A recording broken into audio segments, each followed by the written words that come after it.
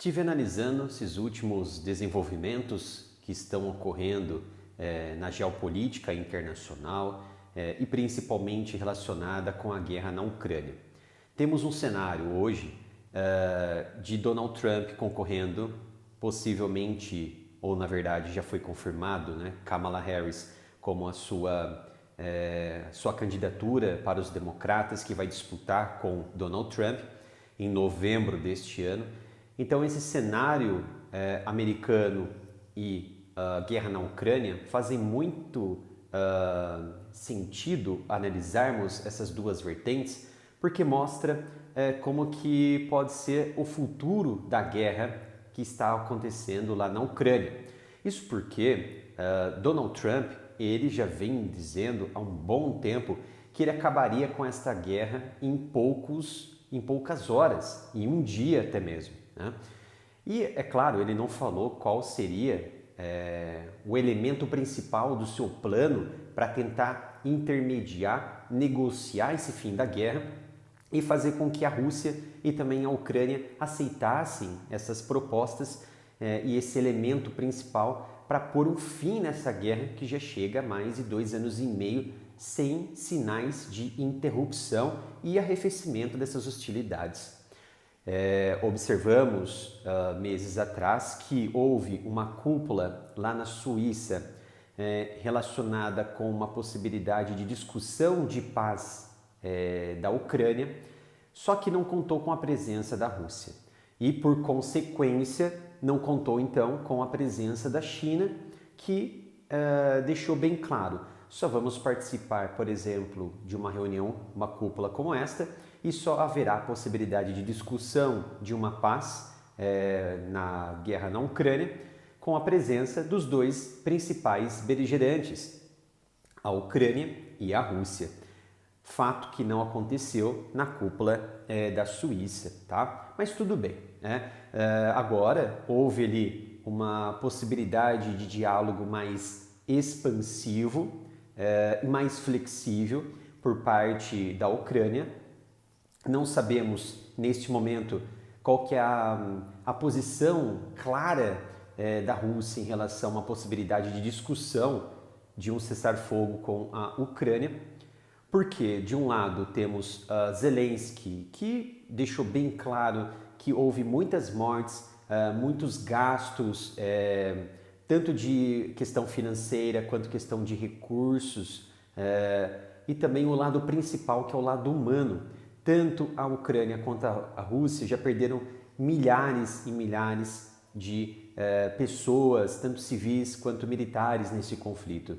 E não é uma boa ideia, não é interessante continuar com esse moedor de carne, onde observamos a Rússia despejando seus militares, até mesmo prisioneiros que recebem contratos para guerrear por 6 meses e posteriormente tem a sua pena zerada praticamente.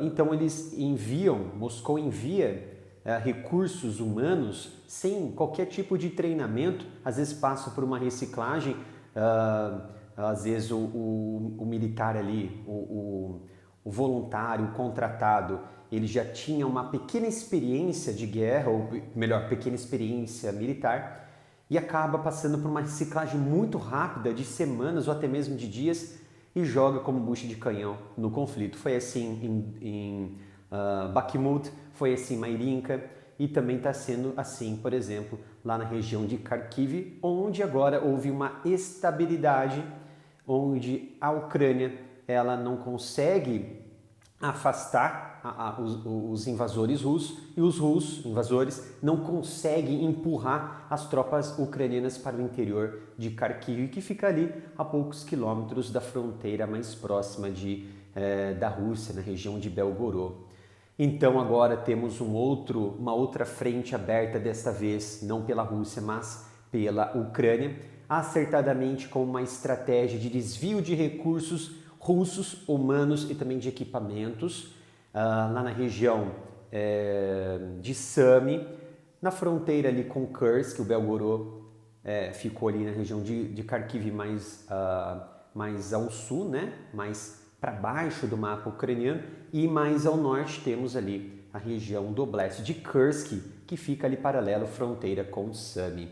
Então percebam que essa abertura de uma nova frente por parte da Ucrânia visa, sem dúvida, transferir frentes, transferir recursos e assim fazer com que haja um esgotamento das unidades das tropas do exército russo. Mas não sabemos o que isso pode gerar de ultrapassar essa linha vermelha que Putin anteriormente já definiu que se acontecesse haveria ali um derramamento de sangue muito maior, uma retaliação muito forte poderia acontecer e, porventura, até mesmo uma medida mais drástica no envio de sistemas nucleares para esgotar especificamente recursos ucranianos na linha de frente. Por exemplo, a região de Kursk existe ali pouco mais de 60 quilômetros de distância da fronteira com o Oblast ucraniano de Sumy, uma grande usina, que é a usina nuclear de Kursk.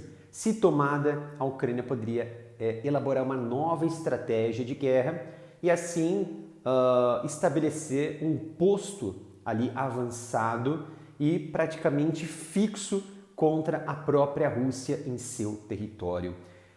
Com certeza um dano moral claro contra as tropas e também a liderança de Vladimir Putin, tá? Então é importante fazer esta conexão. Guerra hoje na Ucrânia, posições da Rússia de uma negociação ou não, a Ucrânia de posição ou não de uma negociação que busque melhores resultados para eles, é claro, para a Ucrânia, despejando, retirando, na verdade, as tropas russas de seu território, e assim a Rússia tem ainda aquela ideia de manter as suas tropas naquelas posições atualmente ocupadas e atualmente anexadas, aquelas 4 principais regiões, incluindo ali mais a Crimeia, o que a Ucrânia com certeza não vai admitir. Então não sabemos como será a próxima cúpula, que provavelmente deve acontecer na Arábia Saudita, segundo a minha análise que eu já venho trazendo há um bom tempo aqui para vocês, tá? Então eu trouxe esse cenário geopolítico na guerra e esse cenário americano de eleições, tá? Muito se falou com Donald Trump que ele vai acabar com essa guerra, mas eu trago alguns pontos importantes aqui para a gente debater, tá? Eu posso afirmar a vocês que os dois lados da guerra estão desgastados hoje, tanto a Rússia quanto a Ucrânia. Posso fazer ainda mais um adendo aqui para as questões da economia, as questões políticas e recursos militares da Rússia, que conseguiu apoio de fora de seus aliados como Irã, Coreia do Norte, como outras nações que são inimigas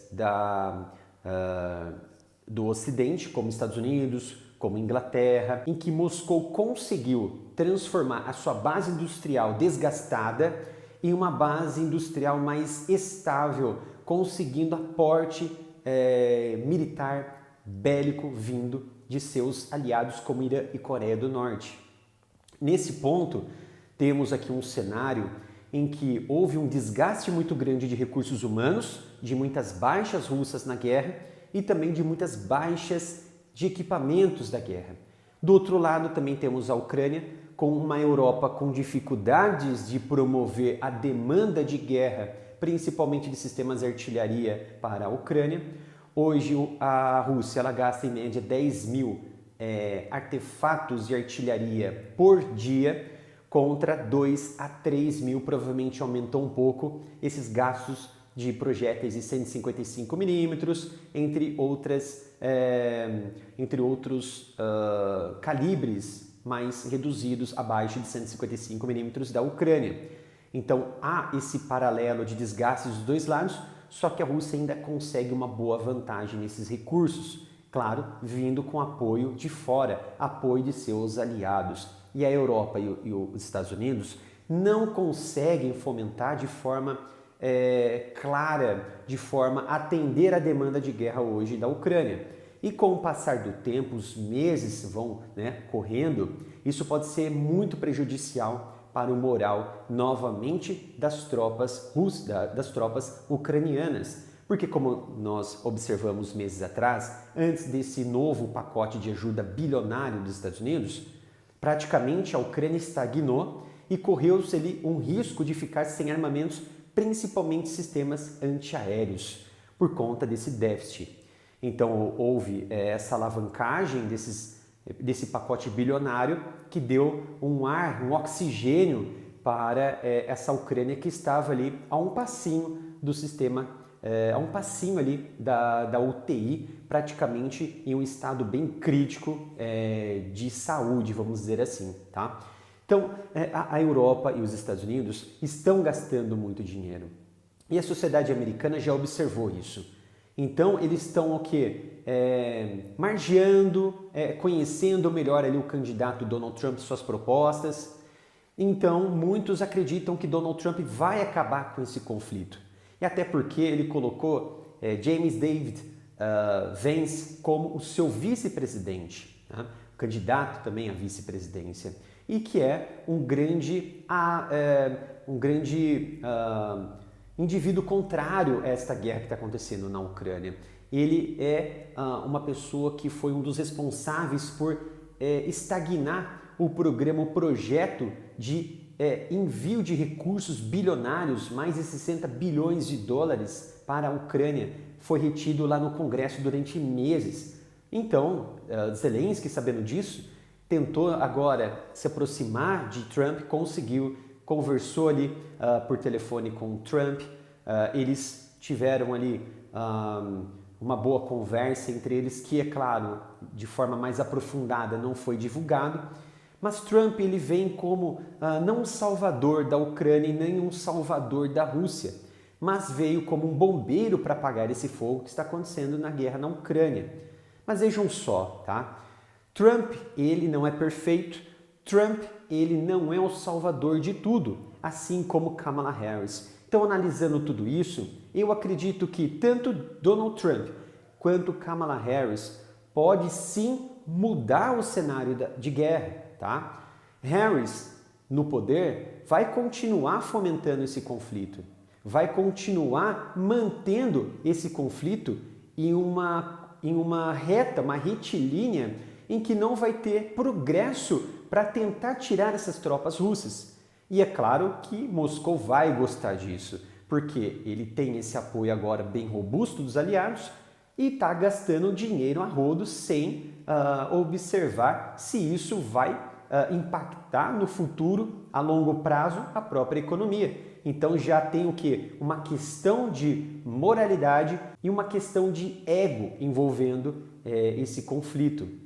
Então não é mais uma estratégia, é estratégia mais ego da Rússia e também agora, é claro, da Ucrânia, que quer as suas terras novamente nas suas mãos como Constituição, está prevista ali, reconhecida internacionalmente. Então eu avalio tudo isso. Como será a política externa de Donald Trump? Será que Donald Trump vai conseguir colocar um ponto final nessa guerra? E se ele não conseguir, o que acontecerá? Ao meu ver, na minha análise, vai acontecer como já vem acontecendo com a política externa de Joe Biden. Por exemplo, Joe Biden está fomentando a Ucrânia com somas vultosas, bilionárias para a Ucrânia, e Trump não vai ter outra saída. Ele vai ter que manter esse aporte financeiro e também bélico para a Ucrânia, porque os Estados Unidos dependem, sem dúvida alguma, da Ucrânia. E é claro que a Ucrânia depende muito mais dos Estados Unidos. Mas, territorialmente, de forma geográfica, a Ucrânia ela é um escudo para toda a Europa e é um escudo para os Estados Unidos. E também lá nessa guerra, a Ucrânia está sendo utilizada como um laboratório real dos armamentos do Ocidente, principalmente dos Estados Unidos e da OTAN, no sentido de testar esses equipamentos se estão dando certo, se estão muito efetivos. Até então, eu percebi que praticamente os americanos perderam o medo de uma guerra nuclear, de mísseis nucleares da Rússia, por exemplo, porque eles estão confiantes em seus sistemas de defesa, mas de forma muito intrínseca e de várias camadas de defesa, os Estados Unidos nunca foram colocados à prova e os seus equipamentos nunca foram colocados à prova em um combate real, mas os seus níveis de baixa camada que vêm sendo testados lá na Ucrânia, como os Patriots, como os NASAMS, entre outros equipamentos, tá? Então é preciso ter muita cautela nesse momento. E Donald Trump, não conseguindo, ele vai manter esse aporte, ele vai manter essa guerra até chegar num ápice e num beco sem saída, que a única saída para Vladimir Putin é, sem dúvida alguma, partir para o pressuposto de uma guerra nuclear, se for o caso. Então, ouçam só que nesse cenário de hoje, Donald Trump ele vai manter esse aporte se não conseguir negociar essa guerra, que é um risco para a sua política externa, e sabemos disso. E também há uma grande diferença entre Joe Biden e Donald Trump. Donald Trump não é Biden. Biden ele é muito fraco e a sua política externa está sendo negociada, está sendo trabalhada com base nos assessores e nos conselheiros de Joe Biden e não nas opiniões e nos interesses de Joe Biden para a América do Norte. E, sem dúvida alguma, Kamala Harris assumindo, por exemplo, a presidência em novembro, sem dúvida alguma que esses assessores e conselheiros vão fazer parte também do seu governo. Até porque Harris praticamente governa junto com esses assessores e conselheiros em nome de Joe Biden. Joe Biden, sem dúvida, é sim uma marionete, mas que vem aí fomentando e colocando aí as demandas, apresentando essas demandas da Ucrânia, e a Ucrânia, é claro, vem utilizando com o que tem para afastar e às vezes conseguir bater de frente a frente com as tropas russas. E há mais um elemento nesta questão, o elemento de falta de credibilidade. Tanto Putin quanto a OTAN, eles estão perdendo a sua credibilidade no quesito de cumprir as suas promessas. Por exemplo, Vladimir Putin, ele prometeu retaliar com força quando houve os ataques de mísseis atacantes contra a Crimeia. Ele prometeu vingar-se quando as tropas ucranianas começaram a atacar com sistemas atacantes do Ocidente o interior da Rússia, entre outros fatores também como ataques contra unidades, estruturas dentro da Crimeia e até mesmo de navios do Mar Negro, da frota do Mar Negro da Rússia. E nada foi feito até então. Eles prometeram e nada foi feito, não observamos nada. Inclusive até ameaçaram de derrubar ativos aéreos americanos no Mar Negro e nada aconteceu até então. Do outro lado também a OTAN, diversos mísseis entraram na fronteira da OTAN, inclusive alguns caíram, drones também caíram na região da OTAN, e a OTAN havia prometido, com base no seu artigo 5º, iniciar qualquer tipo de retaliação quando um de seus membros for, sem dúvida, atacado injustamente. Então, esse é um cenário de que essa guerra ela vai prosseguir com Donald Trump ou com Kamala Harris. Só que haverá uma grande diferença em que Donald Trump não é Kamala Harris e nem Joe Biden. Muito provavelmente o que acontecerá é aumentar esta demanda para a Ucrânia no governo, por exemplo, de Donald Trump. E como Donald Trump é estrategista, é um gestor nato, fez a sua carreira inteira baseada na gestão, muito provavelmente vai colocar Vladimir Putin no muro, vai se encontrar com Putin e vai dar ultimato a ele. Mas sabemos que Trump ele não arrega, diferente, por exemplo, de Biden. Então podemos observar no futuro uma guerra de forma irreversível, de que quando Trump não conseguir aquilo que ele almeja, que é encerrar esse conflito e, porventura, o produto disso tudo vai ser a continuidade deste conflito, haverá, sem dúvida alguma, uma piora desse quadro, desse conflito na Ucrânia.